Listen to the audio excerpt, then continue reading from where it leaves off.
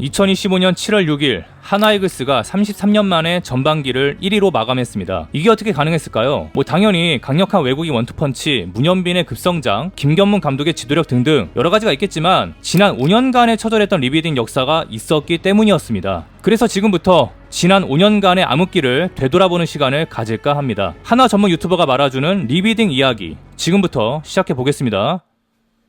2018년 하나는 11년 만에 가을야구 진출에 성공하면서 암흑기를 한번 끊어냈었습니다. 그런데 안타깝게도 가을야구 출정식을 앞두고 새로운 그림자가 드리워지고 있었습니다. 주전 3루수로 활약했던 송강민이 1군 엔트리에서 말소된 것이었는데요. 몇 차례나 한효덕 감독과 마찰을 빚었던 송강민에 대한 감독의 조치였습니다. 극적으로 포스트시즌 엔트리에는 합류하였지만 이미 하나의 새 암흑기는 시작된 것이나 다름없었죠. 한효덕 감독의 지도력과 베테랑들의 원팀 정신에 균열이 생겼기 때문이었는데요. 이 균열은 얼마 지나지 않아 대형 참사로 이어지고 맙니다. 이듬해 1월 모 방송사에서 송강민 선수가 FA 관련 망언을 하면서 팬들의 공분을 삽니다. 더군다나 29일에는 FA 계약을 마친 권혁이 구단 측에 공시 요청을 하는 파문이 일었습니다. 추측입니다만 1군 스프링캠프 명단에서 본인을 제외했다는 이유에서였는데요. 결국 구단은 권혁의 요구대로 그를 최종 방출하기로 결정합니다. 조금 소란스럽긴 했지만 사태를 잘 수습한 한화는 전 시즌 3위를 기록한 팀이라는 이유로 시즌 전 꽤나 긍정적인 평가를 받았었습니다. 저 또한 왜 그랬는지 모르겠는데 왠지 올해도 우리 팀 잘할 것 같다는 근거 없는 자신감이 취해 있었죠. 그런데 시범 경기가 순조롭게 진행되던 중 이용규 선수가 갑작스레 구단에 자신을 다른 팀으로 보내줄 것을 요구합니다. 일명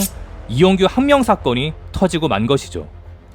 이용규 선수는 이미 1월에 하나이글스와 2+1년 총액 26억 원의 FA 재계약을 한 상태였는데 한효덕 감독이 정근우 선수를 중견수로 돌리고 이용규를 좌익수 9번 타자로 기용하겠다는 구상을 밝히면서 문제가 불거졌습니다. 이용규 선수의 계약 내용에는 연간 4억 원의 옵션이 달려 있었는데 당시 한화의 좌익수 자리는 외야 유망주들의 시험대이기도 했고 9번 타자로 나설 시 타석수와 경기수에서 손해를 볼 것이 너무나 당연했기 때문에 옵션이 전체 연봉의 50%에 달했던 이용규로서는 이럴 거면 다른 팀에 보내달라며 항명을 할 수밖에 없었던 것이었죠. 결국 한화는 특정 선수 개인보다는 팀 전체를 생각하겠다는 차원에서 이용규 선수에게 무기한 참가 활동 정지 처분을 내렸고 결국 2019 시즌을 이용규 없이 치러야 했습니다. 18시즌에 호인 이용규를 필두로 강력한 외야진으로 가을야구 진출에 성공했던 한화로서는 엄청난 타격이 아닐 수가 없었죠. 한화 외야진의 비극 또한 이때부터 시작된 것이었습니다.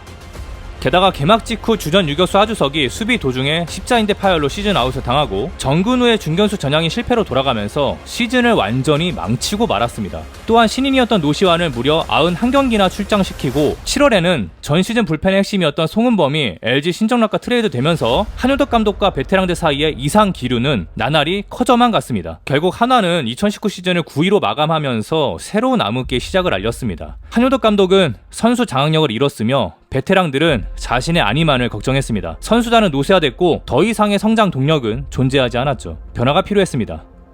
그렇게 2019년 10월 8일 한화는 당시 엠스풀에서 해설을 맡고 있던 전민철에게 새 단장 자리를 맡깁니다. 이때까지만 해도 아무도 몰랐죠. 전민철 단장이 대전 제1검이 될 줄은.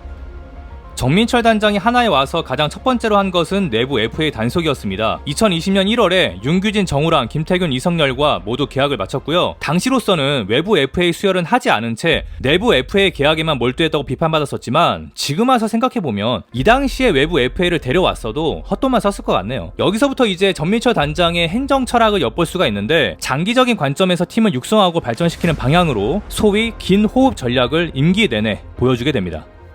물론 정민철 단장이 처음부터 이러한 방향성을 내세운 건 아니었습니다. 그런데 2020년 6월 12일 하나이글스는 필연적이고 불강력적인 운명을 맞이합니다. 한국 프로야구 최다 연패 기록 타이.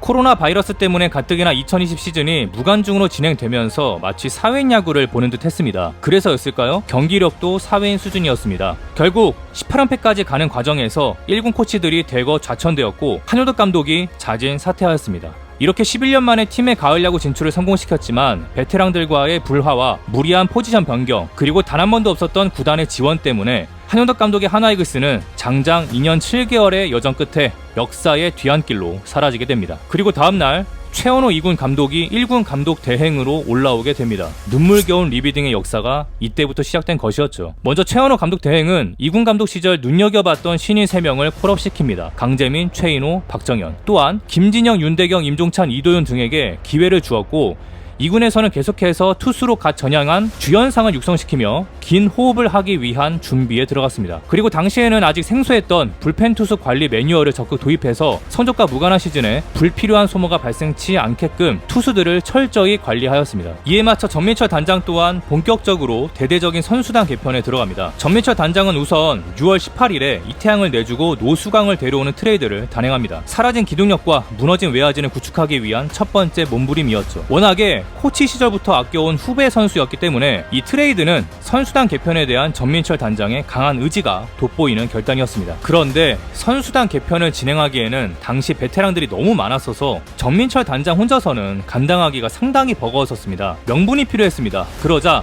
10월 22일 김태균 선수가 은퇴를 선언합니다. 표면적으로는 기량 저하로 인한 은퇴라고 하였지만 전민철 단장의 재창단 수준의 개혁에 힘을 실어주기 위한 희생이었습니다. 은퇴하는 순간까지도 김태균 선수는 오직 팀만을 생각한 것이었죠. 그리고 약 한 달 뒤 새로운 대표이사로 박찬혁 전 마케팅 팀장이 돌아오게 되는데